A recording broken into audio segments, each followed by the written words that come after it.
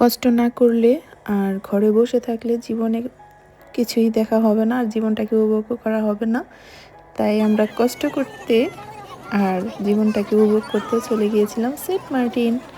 আর এই তো 5:24 বাজে আমরা সেন্ট মার্টিনের উদ্দেশ্যে রওনা দিয়ে দিয়েছি হোটেল সাইমন থেকে। হোটেলের সাইমন গাড়ি দিয়ে আমাদেরকে নিয়ে গিয়েছিল।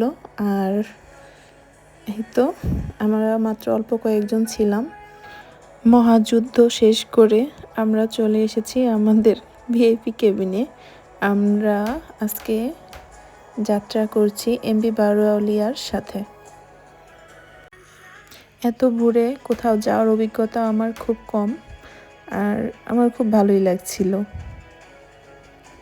আমি শিপটা একটু ঘুরে ঘুরে দেখছিলাম, আর জাহাজে ওঠা আমার ফার্স্ট টাইম। এবার জার্নিতে আমি 2টা অভিজ্ঞতা নিয়েছি, যেটা আমি পরবর্তী ভিডিওতে বলবো। প্রথমেই ছেড়ে যাচ্ছিল কর্ণফুলী শিপটা, আর আমরা দাঁড়িয়ে দাঁড়িয়ে দেখছি। এটা হচ্ছে সেই আটলান্টিক ক্রুজটা, যেটা কিছুদিন আগে আগুন লেগেছিল। দেখে খুব খারাপই লাগলো। আর কি সুন্দর দৃশ্য, এরকম ঘুরে দৃশ্য সমুদ্রের উপর অসাধারণ, সত্যি অনেক ভালো লাগছিল, ভালো লাগার একটা মুহূর্ত। আসলে কিছু স্মৃতি আছে যা ভিডিও করে রাখাই উচিত, আমিও তাই করলাম। আর এটা হচ্ছে এমভি বারোয়াউলিয়ার ভিভিআইপি কেবিন, যেটা আমরা নিইনি। এটার মধ্যে শুধু অ্যাটাচড বাথরুম ছিল, আর আমাদের এটার মধ্যে ছিল না। এই হচ্ছে ভিআইপি আর ভিভিআইপির মধ্যে পার্থক্য। আমি আর আমার হাজব্যান্ড একটা রোমান্টিক ফিল নিতে সমুদ্রের উপরে একদম জাহাজের সামনে চলে এসেছিলাম। আর সূর্যটা মাত্র উঁকি দিচ্ছে, এই টাইমটা সত্যি খুব ভালো লাগছিল। আর দূরে, অনেক দূরে দেখা যাচ্ছে কর্ণফুলী শিপটা।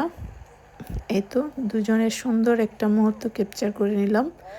আর মাথার উপরে দেখতেই পাচ্ছেন সূর্যটা মাত্র উঁকি দিচ্ছে আমাদের দুজনের মাঝখানে। আর এই হচ্ছে আমার ছানাপোনারা। আর সমুদ্রের পানি, আমরা যত সমুদ্রের গভীরে যাচ্ছি আর সমুদ্রের পানিটাও নীল হচ্ছে। কি যে অসাধারণ একটা দৃশ্য। আর আমি কেবিনে বসেছিলাম, আমার হাজব্যান্ড বলতেছে আসো আসো, তাড়াতাড়ি আসো, সেন্ট মার্টিন দেখা যাচ্ছে। এই তো সেই স্বপ্নের সেন্ট মার্টিন আমাদের, যার জন্য এত যুদ্ধ, এত কষ্ট করে আমাদের আসতে হয়। আর এই তো নীল পানির দেশ সেন্ট মার্টিনে আমরা নেমে পড়লাম। আর নামার সময়ও যুদ্ধ করতে হয়, ওঠার সময়ও যুদ্ধ করতে হয়। যুদ্ধ করে আমরা আমাদের রিসর্টে চলে যাব। আরেকদিন সেই ভিডিও নিয়ে আসবো। সবাই ভালো থাকবেন। আল্লাহ হাফেজ।